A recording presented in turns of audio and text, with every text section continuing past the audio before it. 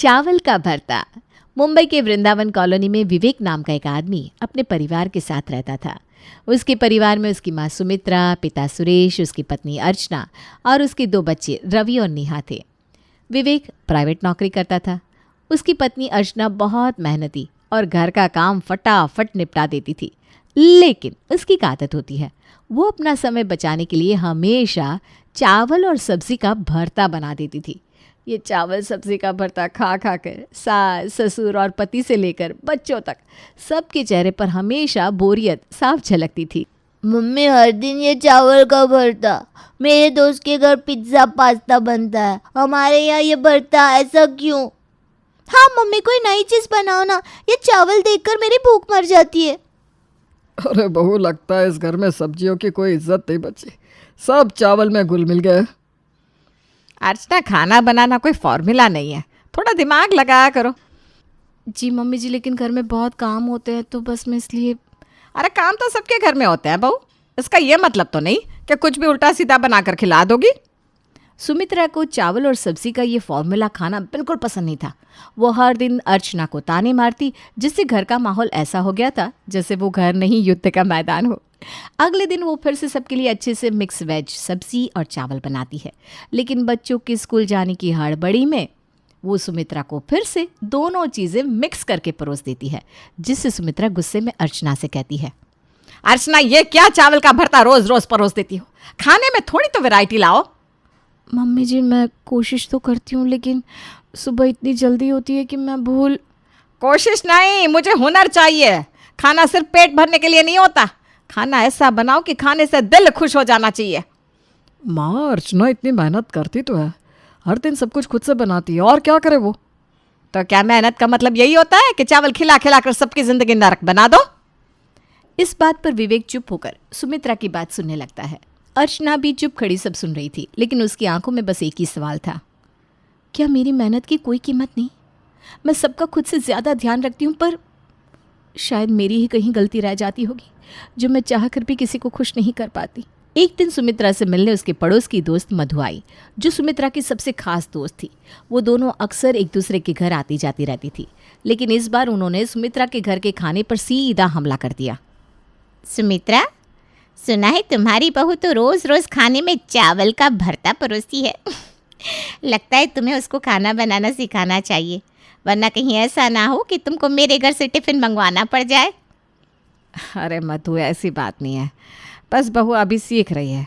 वो मेहनती तो है, लेकिन जल्दबाजी में ना उससे गलती हो जाती है।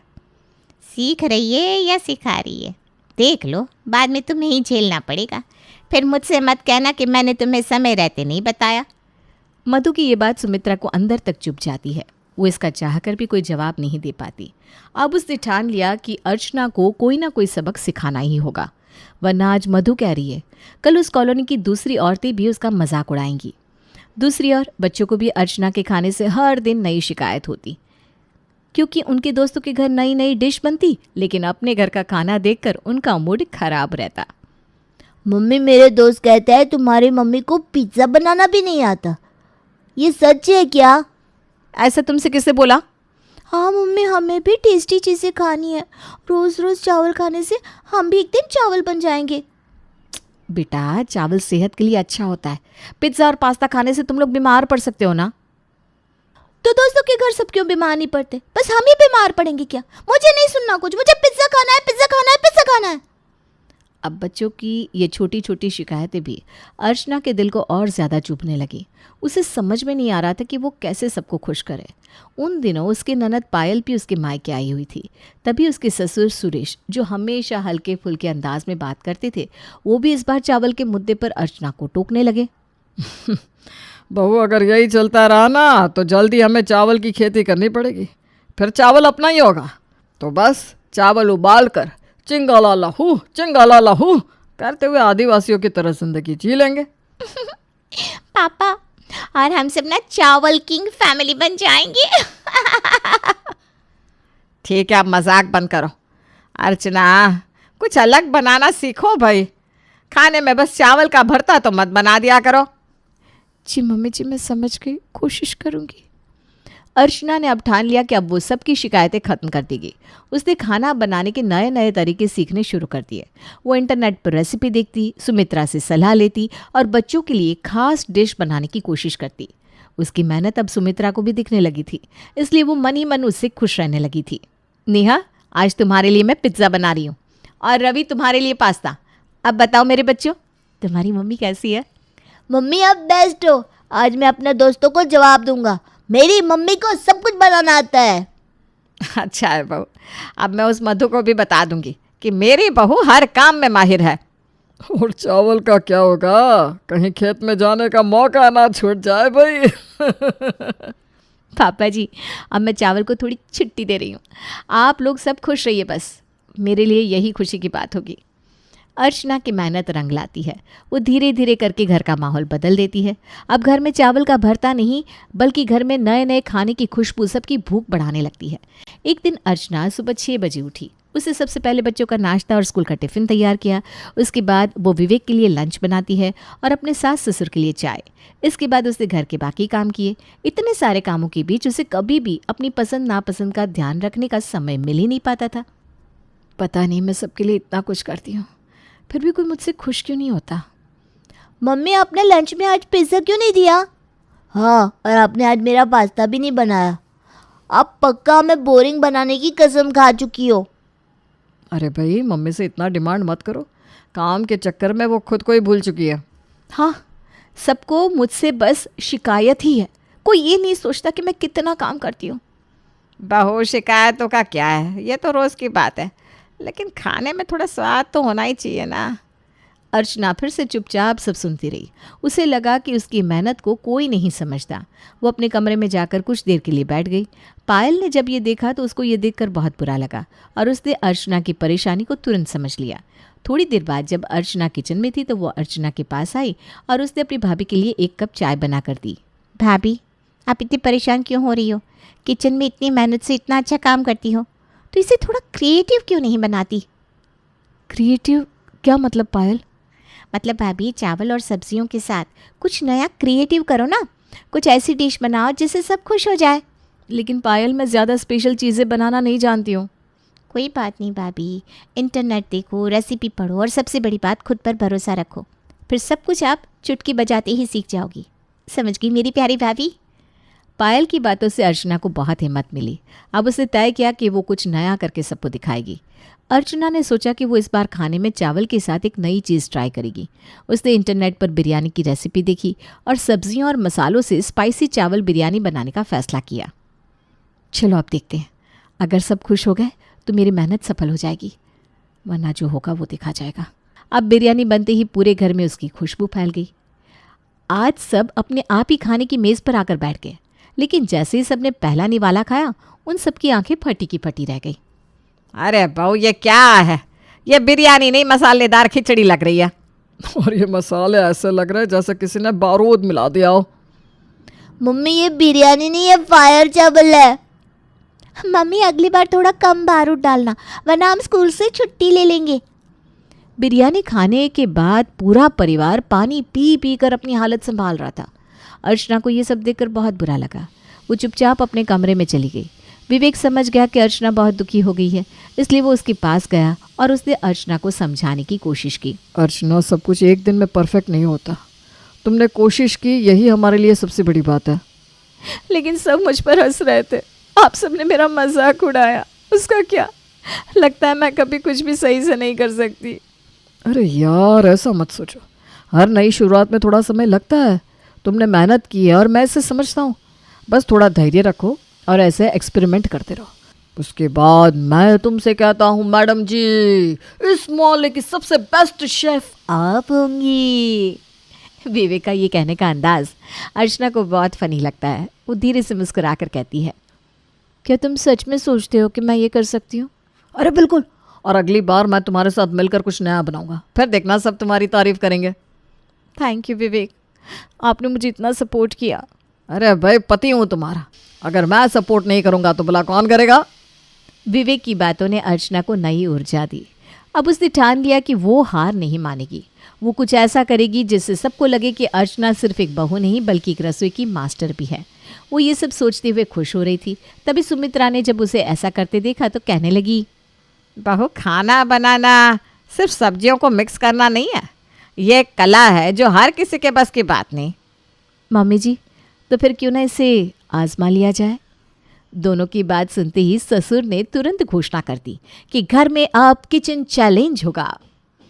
सुनो सब, चैलेंज में एक तरफ मेरी पत्नी जो सालों से घर संभाल रही है, दूसरी तरफ बहू जो नई चीज़ें बनाने की कोशिश कर रही है। वो देखते हैं इनमें से कौन जीतता है।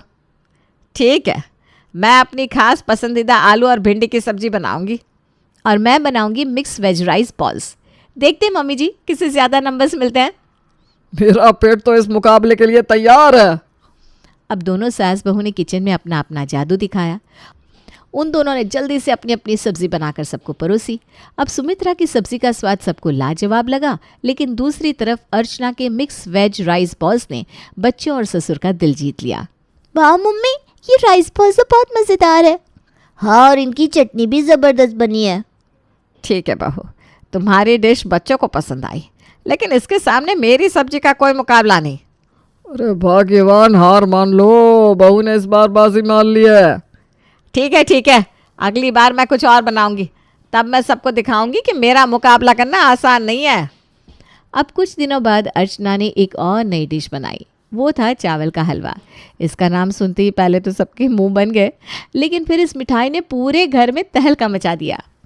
बहू, अब तो लगता है तुम चावल से कुछ भी नया बना सकती हो। अब अगली बार चावल से कपड़े भी बना दोगी। दादाजी, अगर मम्मी चावल के कपड़े बनाएंगी तो फिर हम बारिश से कैसे बचेंगे? हाँ, और तब हम किचन में बैठकर हलवा कैसे खाएंगे? बच्चे और सुरेश की बात सुनकर पूरा परिवार ठहाके लगाने लगा। सुमित्रा ये सब देखकर मुस्कुराने लगी। उसे पहली बार लगा कि अर्चना ने सच में अपनी मेहनत से घर का माहौल बदल दिया है।